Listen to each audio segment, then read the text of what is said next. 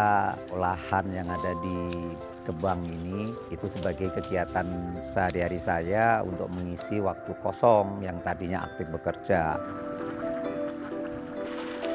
Integrated farming ini memang sesuatu yang menarik ya. Sejak saya masih aktif bekerja, saya itu selalu pelajari tentang ini karena menggabungkan konsep antara peternakan, perikanan, dan tanaman dalam suatu kesatuan ya yang saling dukung. Ini menarik sekali.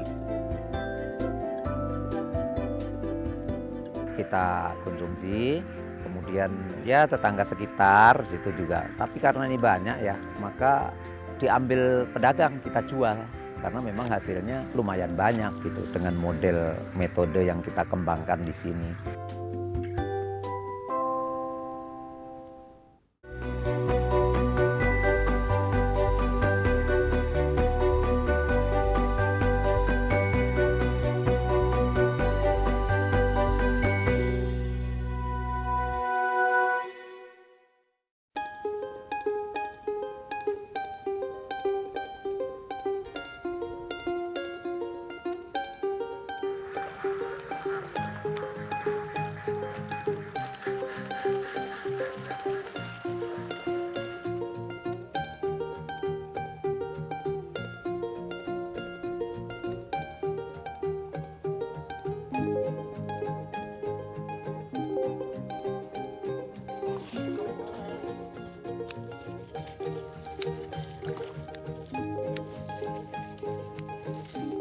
Oke.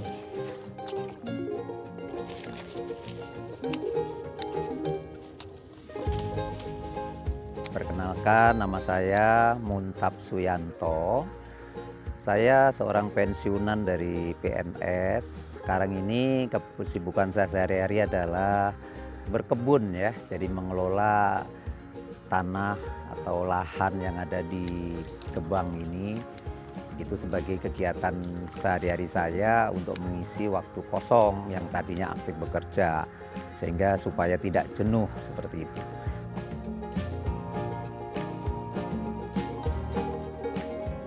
Teman-teman, hari ini saya mau pruning timun ya.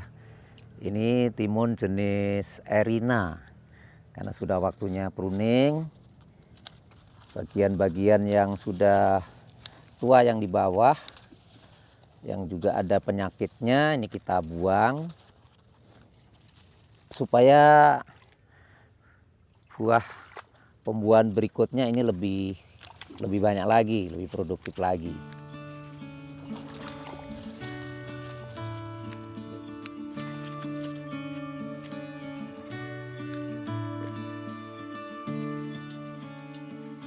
Kebun ini awal terbentuknya sebetulnya ya setelah saya pensiun dari pegawai ya, itu mulai saya bentuk ya, saya buat konsep untuk berkebun yang sekiranya bermanfaat tentunya ya. Lahan ini yang tadinya mungkin jarang kita tengok kebun ini, karena ini juga sudah lama saya siapkan sebetulnya sebelum pensiun. Jadi itu awalnya untuk mengisi kegiatan-kegiatan saya selama saya sudah tidak ada aktivitas kantor.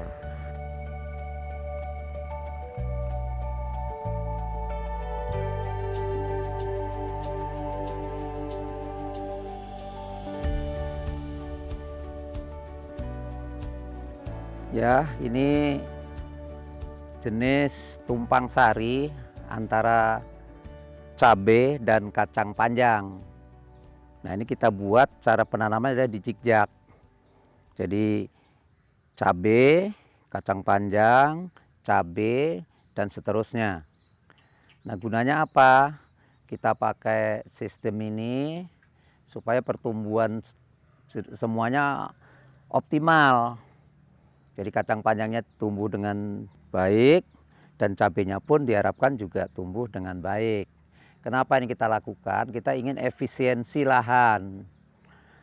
Kacang panjang ditanam usia 40 hari, panen 2 bulan, selesai panen. Seperti ini sudah habis panen ya.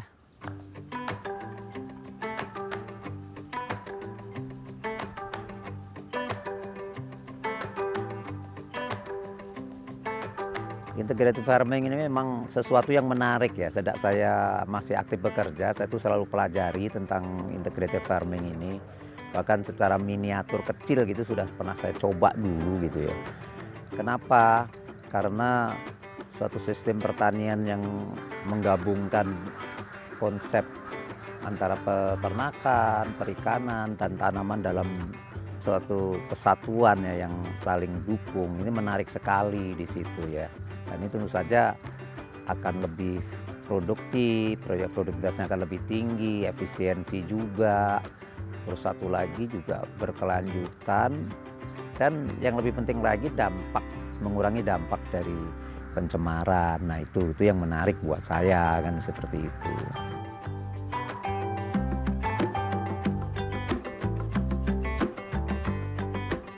Saat ini saya akan mengikat sulur dari ketimun ini untuk diarahkan ke rambatan supaya dia tidak liar pertumbuhannya, jadi mengarah ke rambatan agar lebih maksimal nanti buahnya. Caranya kita menggunakan tali dari karung bekas itu, kita tarikin, kita ambil sebagai tali, kita ikatkan di ujung, kemudian kita ikat ke arah tali bending yang ada, sehingga nanti timun ini akan mengarah ke rambatan yang ada. Nah seperti ini. Setiap dari tunas-tunas yang tidak tumbuh mengikuti rambatan.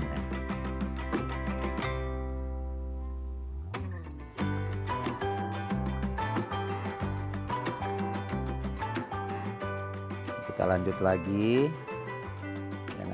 Sebetulnya sudah ada yang mengarah sendiri seperti ini, jadi tidak perlu dibantu. Kalau ini kita bantu merambatnya.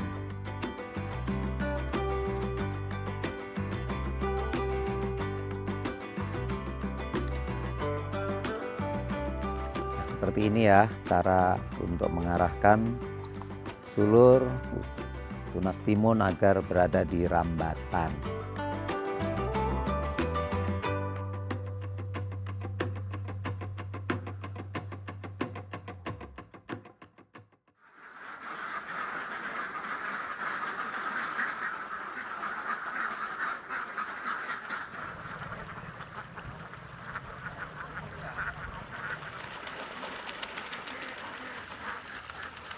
Oke, di belakang saya ini ada bebek saya yang sedang berenang.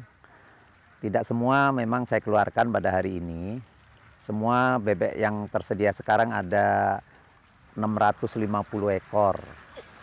Dari bebek itulah saya gunakan limbahnya untuk memenuhi kebutuhan pupuk yang ada di lahan ini. Sehingga integrated farming itu betul-betul sesuai dengan sistem yang berlaku di sana. Jadi ada gabungan dari beberapa komponen, hewan, ternak, ikan, dan juga tanaman. Nah di sini. Dan lahan-lahan yang ada di sini semua itu pupuk kandangnya kita penuhi dari kotoran hewan yang kita hasilkan.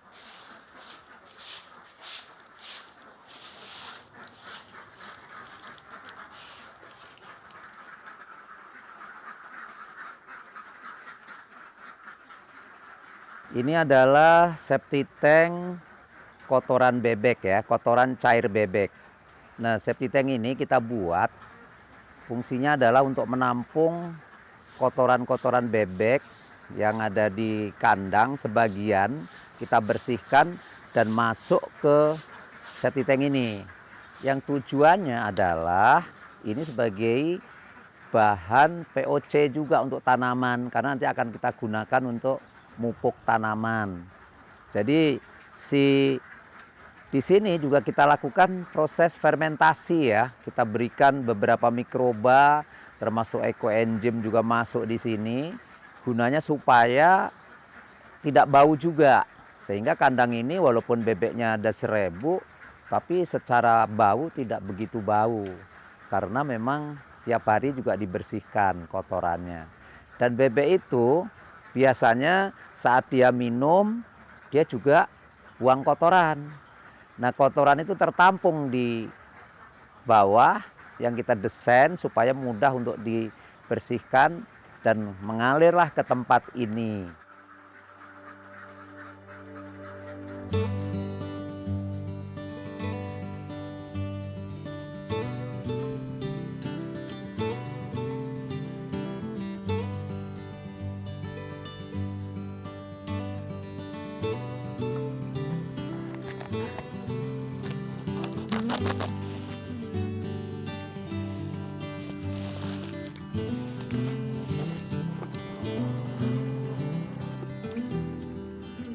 Sekarang saya mau menabur atau menebar limbah padat dari bebek ya. Limbah padat dari bebek ini akan saya gunakan untuk memupuk tanaman sebagai pupuk dasar ya, sebagai pupuk dasar di bedengan-bedengan ini. Nah, kita manfaatkan sehingga tidak ada yang terbuang dari seluruh limbah dari yang ada. Nah, pupuk ini sebetulnya harusnya difermentasi di luar, tapi karena ini harus segera kita gunakan, maka kohe ini saya tebar dulu di lahan. Setelah itu nanti akan kami tutup dan seterusnya dipasang plastik mulsa supaya terfermentasi. Setelah 2 minggu dari sekarang, baru itu nanti akan kita tanam dengan tanaman yang rencana ini yang mau kita tanam cabai. Seperti itu. Baik, kita tebar.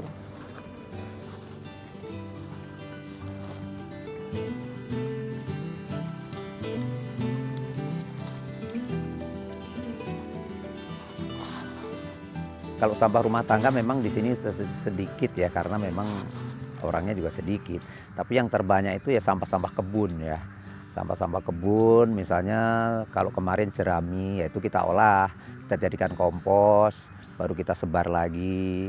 Kemudian bekas-bekas tanaman yang sudah tidak produktif itu juga kita lakukan pembiaran dulu di lahan sampai dia busuk untuk jadi pupuk kembali. Tapi yang terbanyak itu dari peternak. Kalau dari ternak itu kurang lebih dalam 2 bulan itu bisa 100 karung ya, 100 karung kotoran gitu. Dan itu kita kompos. Tetapi kalau nggak sempat karena harus segera di lahan, biasanya kita komposnya langsung di lahan. Langsung kita sebar di sana, di bedengan-bedengan, media tanam, nanti kita biarkan untuk terurai di sana. Tentu saja ada bakteri pengaktifnya, bakteri pengurainya ada di sana. Ada sistem yang kita kembangkan.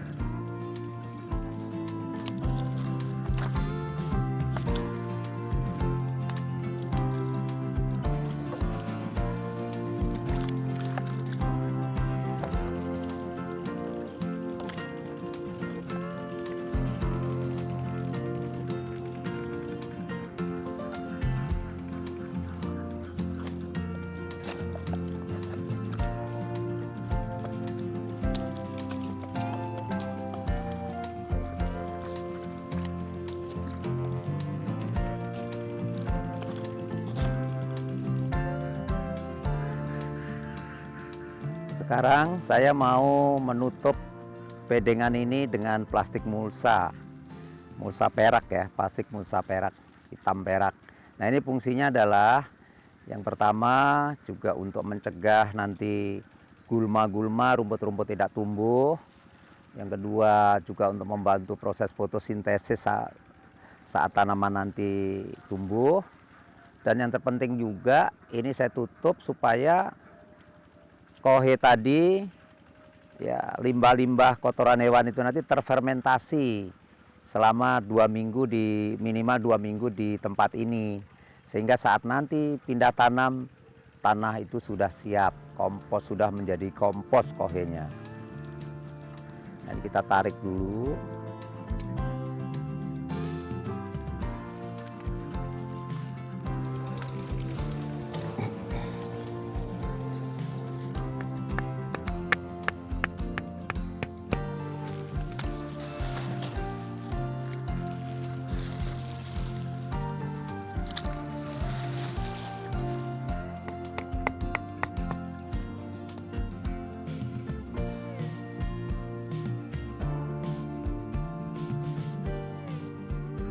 Jadi di wilayah Kabupaten Tangerang ini, itu yang namanya tanaman cabai itu jarang.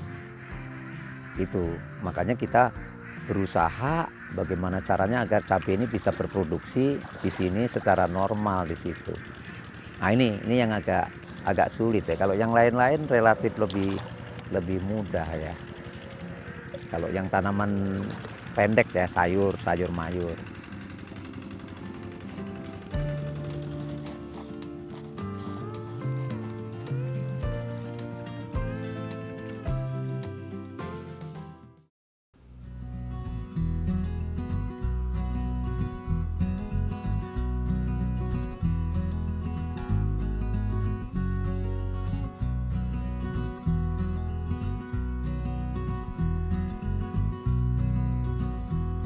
Teman-teman, hari ini saya mau panen timun. Panen timun ini dimulai dari usia 35 hari kalau jenis Erina ini. Nah, ini petikan yang ke-7 ya hari ini. Nah, timun di sini dipetiknya itu dalam ukuran yang kecil. Jadi kalau terlalu besar itu tidak laku di pasar.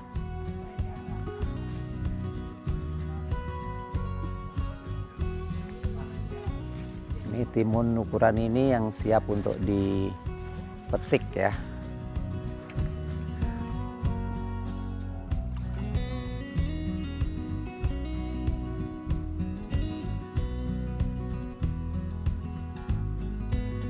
Ini adalah bunga timun, calon buah ya, calon buah timun. Ini bunga betina. Ada 2 jenis timun itu, ada bunga jantan dan ada bunga betina. Semakin banyak bunga betina yang muncul, berarti timun itu semakin lebat, seperti itu.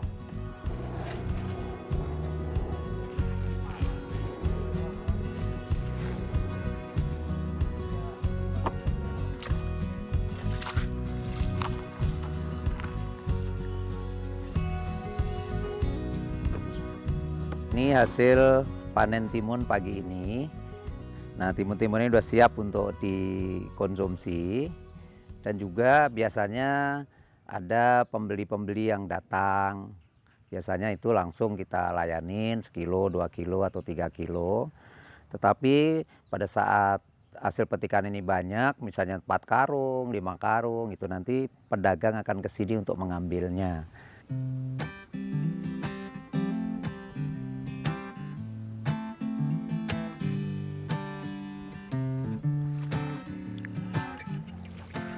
Kalau hasil panen, kalau konsumsi pribadi pasti, tapi kan jumlahnya hanya terbatas ya.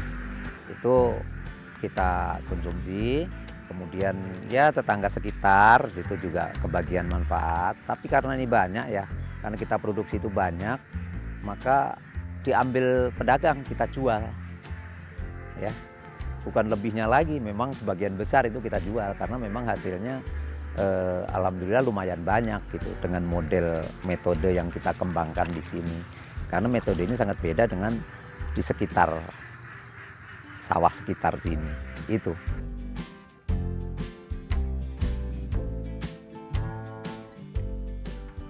Sekarang saya akan panen kangkung. Nah, kangkung ini saya tanam secara organik ya, dan juga dipupuk dengan pupuk cair. Nah, kangkung yang saya panen ini usianya sudah 20 hari. Hanya ini skala untuk kebutuhan sendiri. Jadi kita tanam memang untuk keperluan sendiri saja.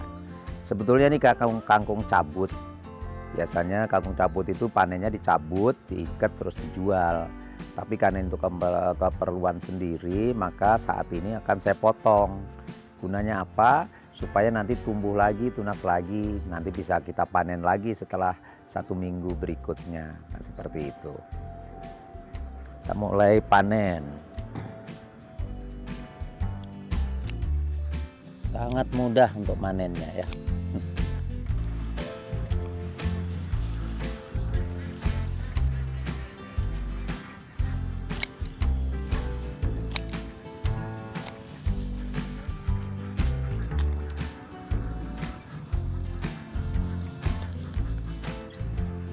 Ini hasil dari kangkung yang tadi saya panen.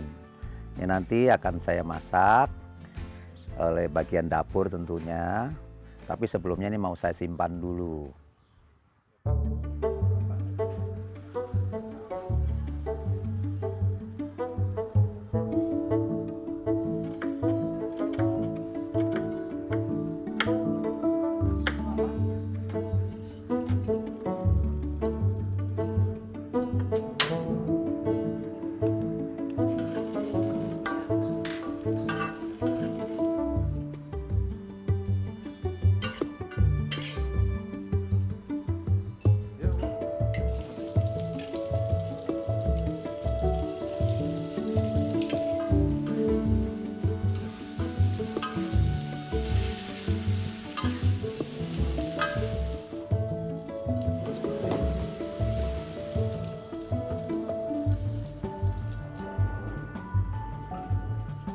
Harapan saya nih sebetulnya untuk kebun ini bisa menjadi inspirasi buat masyarakat ya. Khususnya sebetulnya masyarakat di sini dulu, di wilayah di sini. Karena konsep yang kita kembangkan ini betul-betul belum ada di sini. Karena petani di sini tuh ya hanya tergantung dari padi, padi, dan padi. Sedang di lahan ini setahun itu biasanya hanya sekali. Itu pun kadang-kadang tidak panen karena tidak ada air. Makanya saya berharap ini bisa menjadi inspirasi buat masyarakat di sini bahwa bertani itu ternyata juga bisa baik, bisa produktivitas, bisa menghasilkan, bisa juga diandalkan. Nah, seperti itu. Itu harapan saya ke secara umum ya. Tapi buat anak-anak muda juga saya berharap mudah-mudahan ada mereka yang bisa cinta sama pertanian atau perkebunan itu karena juga menarik juga kan gitu loh. Dan ini bisa terbukti bahwa sepetak lahan itu bisa menghasilkan sesuatu yang bisa untuk kebutuhan hidup.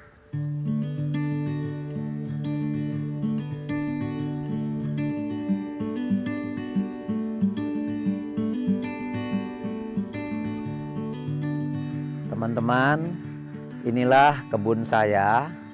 Kebun yang saya gunakan untuk mengisi kegiatan saya di masa pensiun ini. Mudah-mudahan ini bisa menjadi inspirasi buat teman-teman semua saat nanti berkebun ya, saat tua, pensiun dan berkebun. Mudah-mudahan ini bisa menjadi inspirasi buat teman-teman semua. Ataupun juga yang muda-muda barangkali bila berminat untuk berkebun, ya seperti ini adalah contoh yang ada di kebun saya.